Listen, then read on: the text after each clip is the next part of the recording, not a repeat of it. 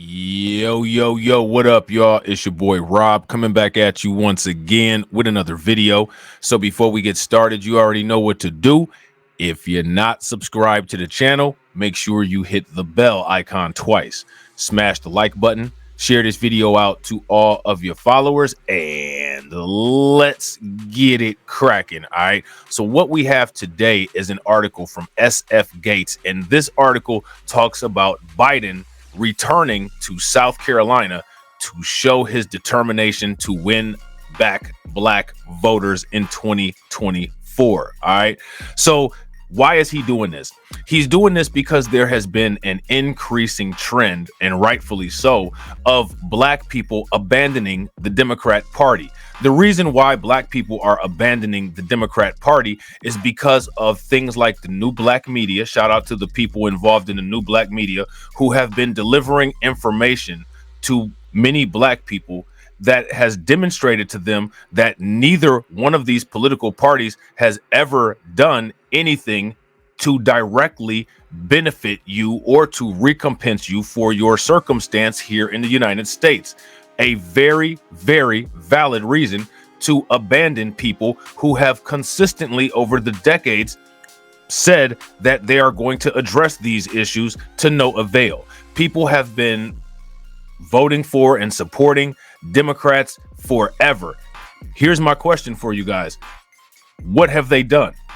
The Democrats have received support, massive support from their most loyal voter base, which is black people, for decades, and have only passed policies which on paper cause harm to black people. Another thing that they do is they disrespect black people on a consistent basis. Black experts are never consulted, and black people are never talked about in the Democrat or conservative media in singular terms. Black people are always talked about in terms of black people and Latinos, black people and minorities, black people and low-income people. People are tired of it, and slowly but surely, people are realizing that the Democrats were never, ever on our side. So it's difficult to abandon people who have never really embraced you to begin with. However, voting trends and for purposes of ease of understanding, people are, they're talking about the migrant crisis, migrating away from the Democratic Party. How you guys like that? Democrats are dealing with their own migrant crisis, and that's black people migrating away from the Democrats. So now if they want to talk about black people in terms of the migrant crisis, instead of lying to the entire United States and saying black Americans are immigrants, why don't you talk about the migrant crisis that you're facing? And that migrant crisis that you're facing is because of poor performance and incompetence. Black people are now migrating away from the Democratic Party. How you guys like that? Let me know what you guys think in the comment section. All right. So now this is an article that was taken from Associated Press and reprinted by SF Gate, because that's all these mainstream media outlets do is take information from Associated Press and Reuters, put their letterhead on it, put their colors on it, and then repost it, which is interesting because if we were to do that on YouTube, we'd get in trouble for a copyright strike, but somehow they're allowed to do this stuff. All right. So now here it says Joe Biden doesn't need to worry about his prospects in South Carolina's Democratic primary next week. He's got that locked up. If you guys agree with that, let me know. If you guys don't, also let me know. He also knows he's not likely to win the solidly red state come November. It hasn't voted for a Democrat since 1976. He spent the weekend in the state nonetheless, intent on driving home two messages. He's loyal to the state that saved his campaign in 2020. Now, here's my question. This state saved his campaign. What has Joe Biden done to save people from the expanding racial wealth gap in that state? And he's determined to win back black voters here and everywhere who were central to his election last time, but are less enthused this go around. So I know there's going to be somebody in the comments that says, well, why are you asking this stupid question? I'm asking this stupid question for engagement, and I need you guys to answer it for engagement. Why are people less enthused about the Democratic Party this go around? Let me know what you guys think. I need you guys to list all of the reasons why people are upset. Black people are upset with the Democratic Party. You're the reason I'm president. Biden told attendees at the state party's fundraising dinner ahead of its first in the nation Democrat primary on February 3rd. You're the reason Kamala Harris is a historic vice president, and you're the reason Donald Trump is a defeated former president. You're the reason Donald Trump is a loser, and you're the reason we're going to win and beat him again. Now, if that's what Joe Biden thinks, then Joe Biden should produce some tangible results for these people who he thinks are going to carry this load for Joe Biden. But that is another reason why people are leaving the Democrat Party, because black people have saved these Democrats. How many times over the years? And what have the Democrats saved black people from? Democrats increase police funding. Democrats increase police presence, right? Now, we know that police violence in law enforcement is not a quote unquote indicative black issue. However, those things do disproportionately affect black people when it comes to police violence against black people. Then they turn around and utilize those problems that they create, right? They utilize those problems that they create as acting as if they're outraged by it and saying that they're going to do something about it. Let me ask you guys this question. Has police transparency increased? Let me know. Here's another question. Have police attacks on unarmed black people decreased? Also, let me know. What about the cyber age of law enforcement? Where are they putting in all of this AI surveillance and drone surveillance? Isn't that something? They're putting that in mainly Democrat cities. Most Democrat cities are sanctuary cities. They're putting in all of this law enforcement technology in these sanctuary cities.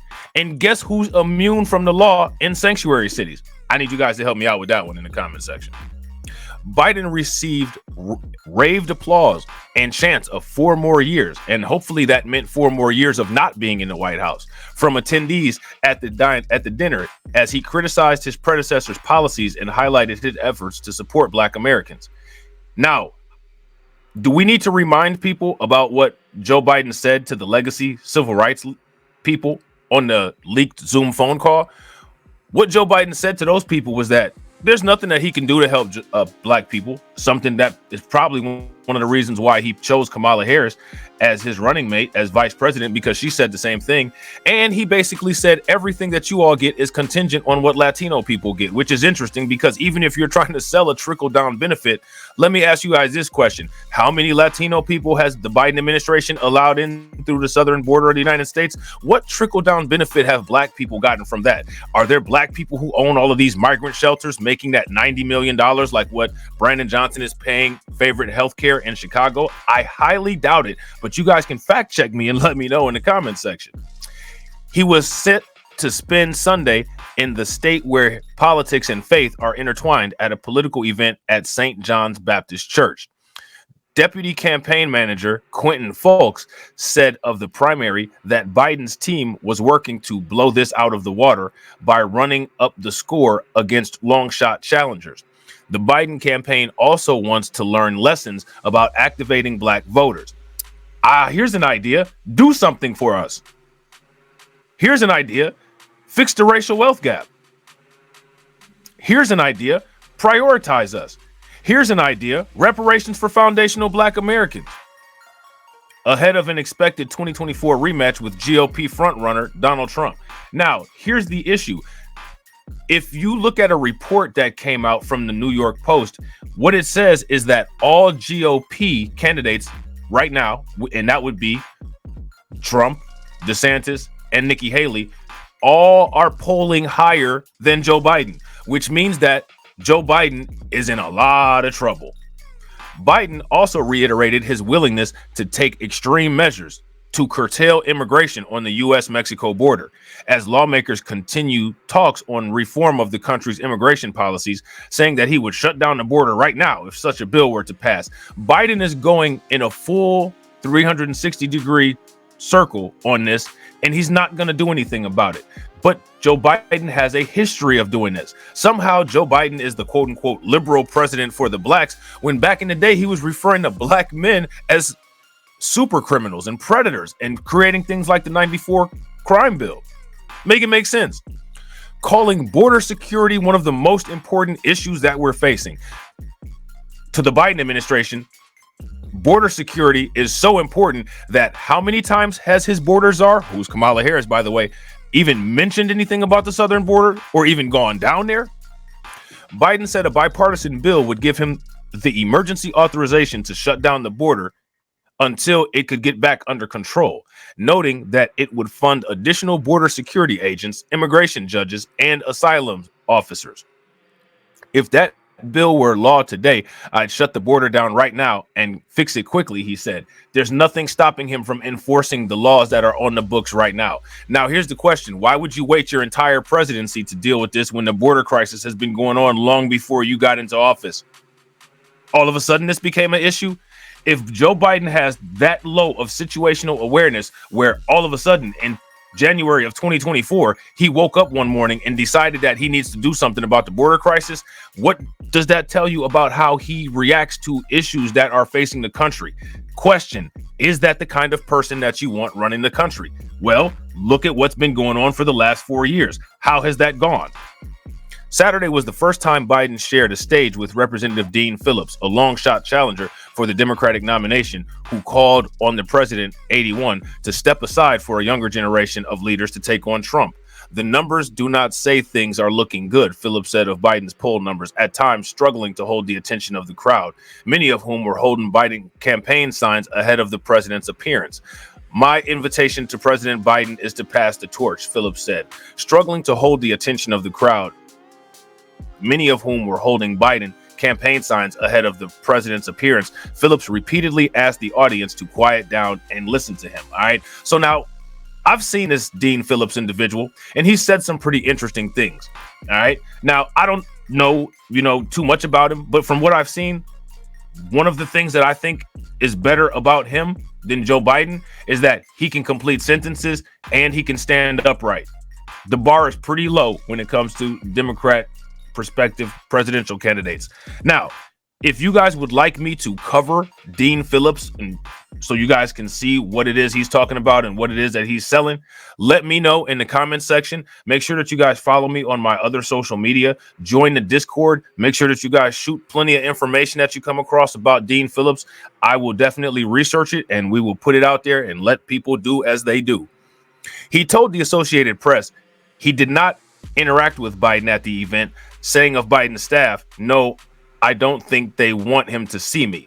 Ahead of the dinner, Biden stopped into Regal Lounge Men's Barber and Spa in Columbia, greeting owners, employees, and customers mid-haircut at the barbershop. So Biden literally goes to a stereotypical place to talk to black people. The president has been getting mixed reviews from some black voters, and we need as many data points on this as we can because the mainstream media is not reporting this properly. What are you guys' reviews of Joe Biden in the state that came through for him in 2020, including discontent over his failure to deliver on voting rights legislation and other issues? How many people care about this nonsensical proposed quote unquote voting rights legislation? Here's a better question.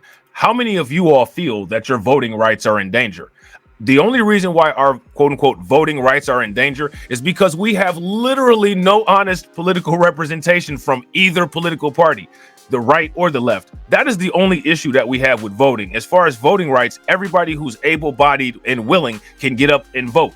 However, many people are going to vote #TheCouch 2024 because of the pathetic nature of the political parties, especially people who would have otherwise voted Democrat. People are done. Check out what the people in Chicago are saying. See, I get to say that now.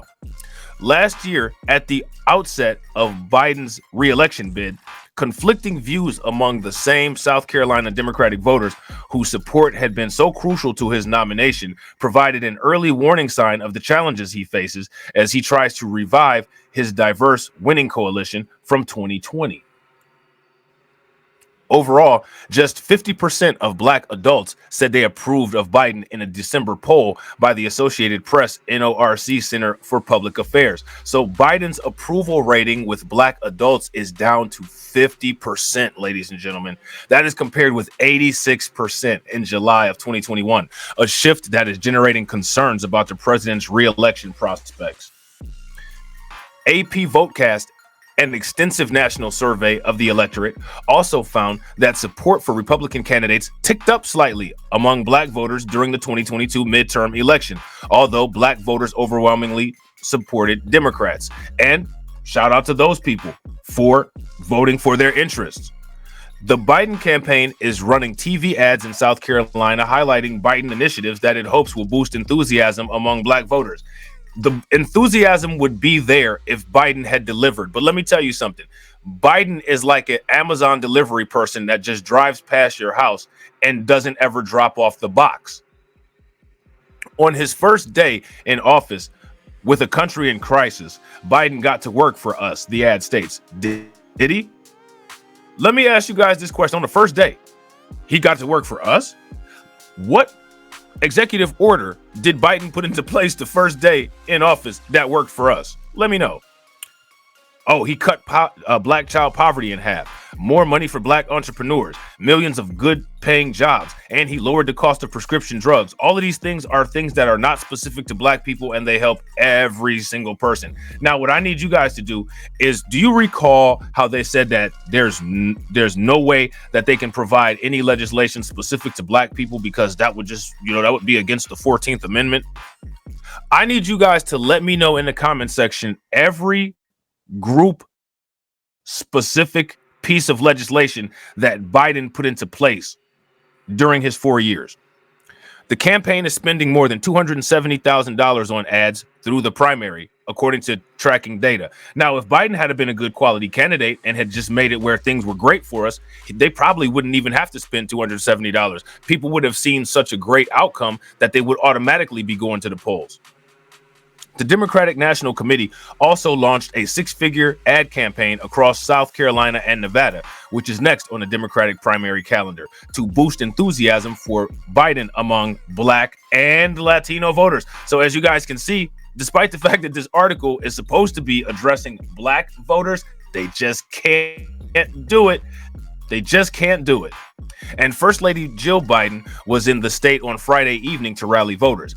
Biden's campaign has also hired staff in South Carolina to organize ahead of the primary and through the general election, although for nearly 50 years, the state has picked a Republican for president. Meanwhile, a pro-Biden super PAC, Unite the Country, is airing an ad featuring Democratic Rep. Jim Clyburn. There you go. Steven from Django. They got Jim, the cream of wheat man, Clyburn of South Carolina, ticking through what he says are major Biden accomplishments, such as reducing student loan debt and cutting insulin costs for older people. What is this? How does this affect Black people? Everybody likes to ask that question. Well, how does slavery affect anybody that's alive today? How does this specifically improve situations for Black people? Remember, all you got to do is do basic math, and you'll be able to tell if there's a bunch of variables, which would be races, inside of the parentheses, and there's a factor outside. That factor gets distributed over each variable, which means that it doesn't raise one variable over the other, which means that it keeps everybody at the same level, which means that it does absolutely nothing for us. It was Clyburn's 2020 endorsement of his longtime friend, Joe Biden, I should say longtime field master, that helped the then candidate score a thundering win in South Carolina's presidential primary. In the new ad, Clyburn references his late wife, Emily, who influenced his 2020 endorsement of Biden. She said that if we wanted to win the presidency, we better nominate Joe Biden. And no facts behind it, just do it because we said so, Clyburn says in the ad. She was right then, and she's still right today. Respectfully, because I don't want to disrespect the dead, I disagree. Clyburn greeted Biden at the airport, and Biden handed him a butter biscuit. While Trump has seen slightly improving levels of support among Black and Latino, so here we go again, Black and Latino, because we can't be talked about on our own, voters, Biden's team is more concerned that the lack of enthusiasm for Biden will depress turnout among voters who are pivotal to the Democratic coalition. Well, I don't know if the Democrats are aware, but the vote support for Biden in every group has decreased severely. Biden's team is using South Carolina as a proving ground, tracking what messages and platforms break through with voters. Now, let me ask you guys a question. When they come with the nonsense, like no voting, no vucking, or vax that thing up, my question is, how are people going to respond to that? What are you guys going to do? South Carolina, where black voters make up a majority of the Democratic electorate, is now the first meaningful contest in the Democratic presidential race after the party reworked the party's nominating calendar at Biden's call.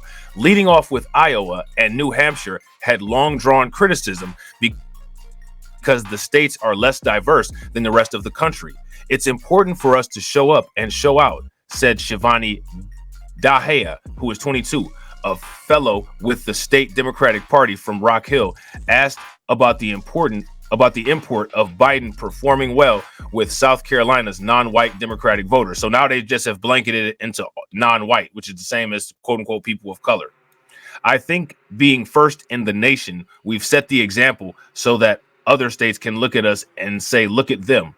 They're voting. Get out there and let's do the same. No, let's get a commitment. Let's get a commitment. People shouldn't give votes without a commitment anymore, because that's the same as handing somebody a blank check. Let me ask you guys something in the comment section. How many of you all would provide somebody with a blank check? If you don't provide people with blank checks, my advice for you would be to not provide people with blank votes. If you guys agree with that logic, please give me a thumbs up. If you guys do not, then give me a thumbs down. Moving up the South Carolina vote was also a political payback to the state and Clyburn for their role in sending Biden to the White House. A co-chairman of Biden's re-election campaign, Clyburn has remained one of the president's most stalwart advocates in Congress, as well as in his home state.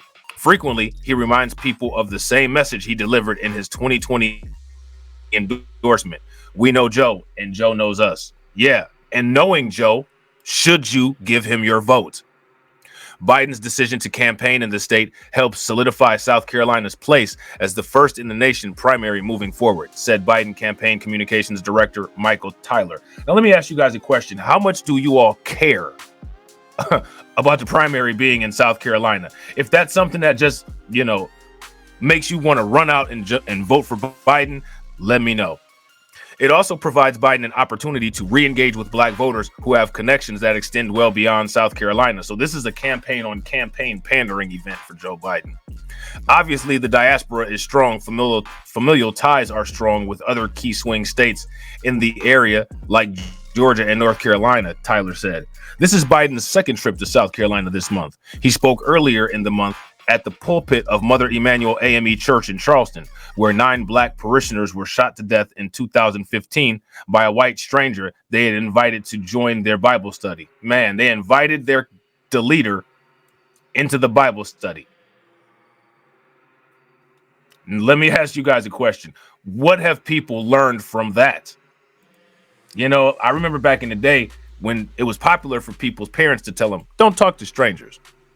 In his speech, Biden denounced the poison of white supremacy in America and said such ideology has no place in America, not today, tomorrow, or ever. If that's the case and he feels that way, then why was one of his mentors a staunch white supremacist? Make it make sense. Make that make sense. If that's the case, then why did he make the comments about black males that he made back in the day? I'm going to tell you guys something. Anytime you have some quote unquote white people attempting to call out other quote unquote white people about quote unquote white supremacy, it's sus. It's definitely sus. So with that being said, ladies and gentlemen, I hope you guys enjoyed the video. Please leave lots of comments. Let me know what you guys think. Make sure you timestamp the specific parts that you're talking about. Also, if you haven't smashed the like button, take a moment, smash the like button. Please share this video to your social media, and make sure, the most important thing, anytime you watch any of my content, hit that box that appears in the lower right hand corner. Not the lower right hand corner, the lower left hand corner. Written in. All right? Peace.